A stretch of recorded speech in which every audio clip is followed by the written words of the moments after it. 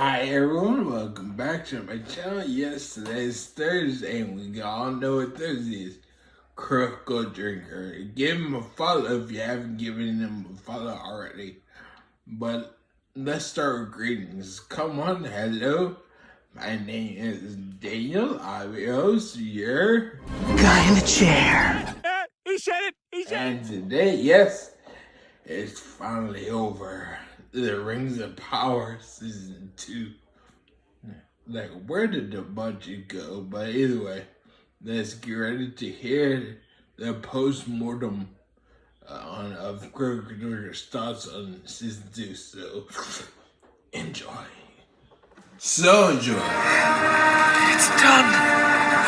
And so, another shambolic, bloated, incoherent mess of a Rings of Power season finally staggers over the finish line like a 300-pound marathon runner in a novelty diver's outfit. And all that's left now is to grab a stick and poke its twitching, oversized carcass out of sheer morbid curiosity for whatever flatulent excretions we can provoke. This show is a failure in ways that I didn't even think were possible. All of the problems and annoyances of Season 1 haven't just continued, they've grown exponentially like a cancer allowed to spread unchecked. The massive and mostly unnecessary cast of characters, the hammy acting, the complete lack of world building, the tonal whiplash, the nonsensical and conflicting character motivations, the jokes that aren't funny, and the supposedly serious moments that are unintentionally hilarious. It's all here and it's all worse than ever. It's a show that somehow manages to be rushed and superficial, boiling complex events spanning hundreds of years down into a handful of greasy, congealed scenes, but also bone-achingly slow and ponderous, taking forever to get most of its plot lines moving, keeping characters stuck in frustrating holding patterns and repeating the same ideas over and over again. And since this feels more like an autopsy video than a review, I figured it's as good a time as any for me to go over some of the biggest problems plaguing this show. Because who knows, maybe, just maybe, someone from Amazon might see it one day and promptly ignore it.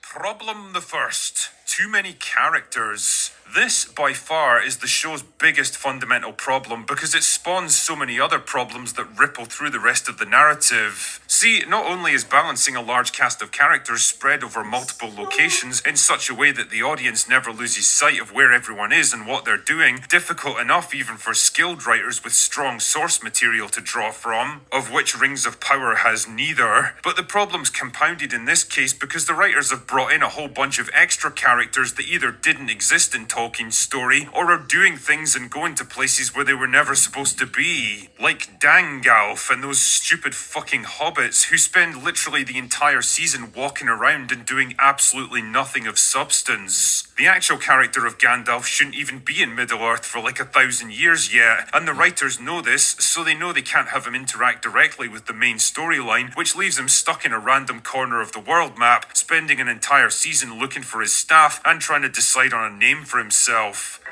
Gandalf!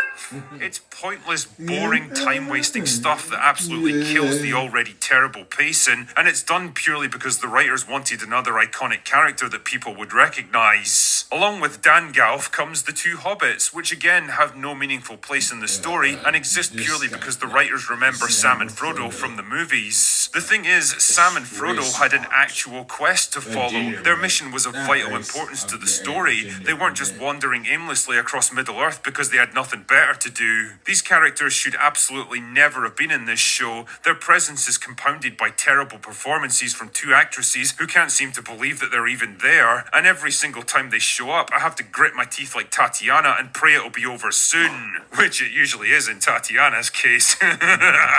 Likewise, the writers know that Isildur is going to be important to the story eventually, so they have to account for his existence, but they also have absolutely no idea what to do with him at this stage, so just like Dangalf, he's been put into a time-wasting holding pattern. His entire arc this season could be boiled down to escape a spider, find a horse, find a kid, find a woman, get cock-blocked and then go home in the huff. Yeah, fucking thrilling stuff right there. Then there's Arondir, another pointless creation of the showrunners whose only vague reason for being in the story pretty much vanished when the actress playing her fucked off to save the world or something. I mean, he always felt like he was put in this show to make a point rather than having a strong character arc in mind, but now he's just kind of there, hanging around where he isn't needed and showing up wherever the writers want some cheesy Matrix style fight scenes. Honestly, every single time I see his blank, gormless face show up in another place he's got no good reason to be, it's like hearing that Pedro Pascal's been cast in yet another role he isn't suited to, ruthlessly pursuing his quest to be in every single show, movie and video game in existence. This right here is the very reason why you don't fuck with the source material, especially when the source material was written by one of the greatest authors of the 20th century. Problem the second,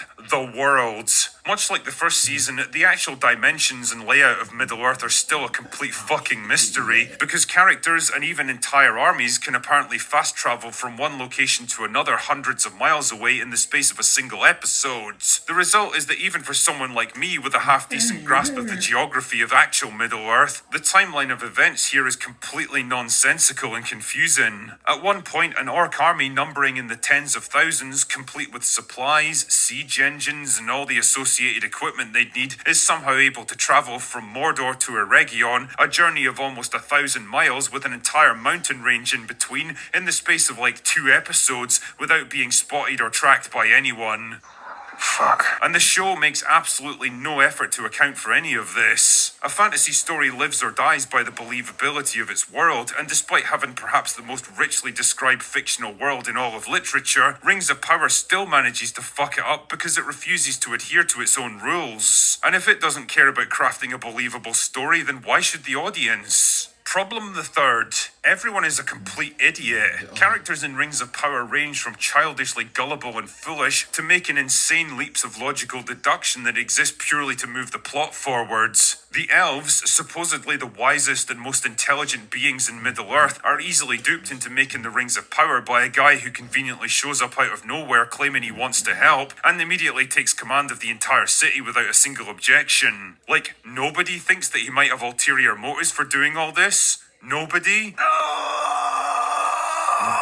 Fuck off, show. Battles are conducted in a way that could only come from the minds of soft, comfortable, millennial Californian writers that have never so much as glanced at a book on medieval warfare. Commanders of armies are willing to give up a decisive advantage that could end an existential threat to the entire world purely because their friendy Wendy happens to be in danger. Problem the fourth, Sauron. The show's treatment of Sauron is probably one of the most embarrassing and degrading pieces of character assassination I think I've ever seen in my life. Literally the most terrifying manifestation of evil in Middle-earth, more like a dark god or a force of nature than a living being, has been reduced to a wimpy-looking guy in a cheap wig, crying like a little girl and simping over Galadriel of all people. I mean, I get it, it's a modern show for a modern audience, which means it's written by people whose entire literary worldview consists of, wouldn't it be cool if these two characters had feelings for each other? But good God, they broke the dial on the cringe machine when they put this shit together. This is gonna shock you to your core, but believe it or not, some people are motivated by more than just who they want to fuck. It doesn't elevate these two characters by giving them a sappy romance story to tie them together when they never actually interacted with each other in the source material, but it actually diminishes Sauron as an antagonist because his entire arc now is motivated by trying really hard to impress Galadriel. The writer's trying to humanize a character that absolutely isn't human and isn't motivated by the same drives and needs as a human. And I don't know, man, if I was Sauron, I certainly wouldn't want to put my finger in this girl's ring.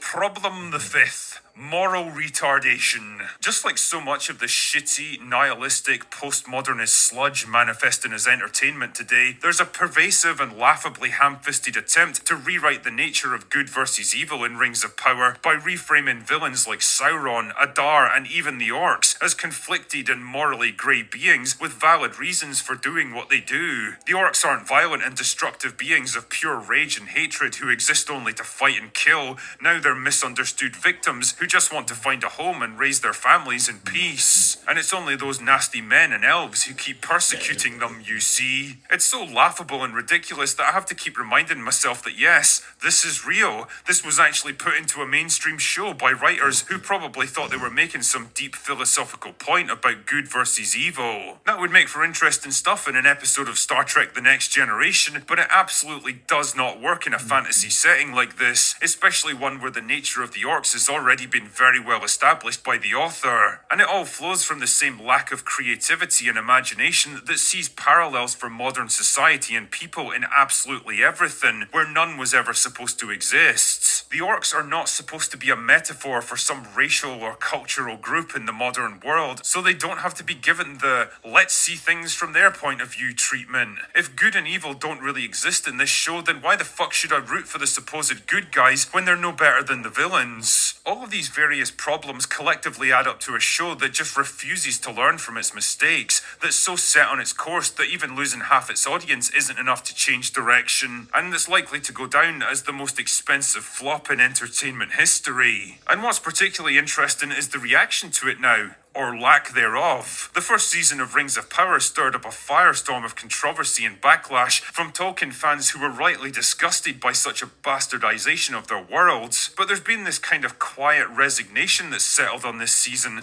like people have already made the rational decision that the show is simply irredeemable and just walked away from it. And honestly, if I wasn't here specifically to review it, I probably would have joined them. Who knows how many of them will even stick around for season 3? I certainly don't. Anyway, that's all I've got for today. Go away now. Hey guys, I hope y'all enjoyed that and heard what he had to say. At least Tolkien stories of us, they're so amazing. Let's stick with that. I love Lord of the Rings. And you might not, but let's see.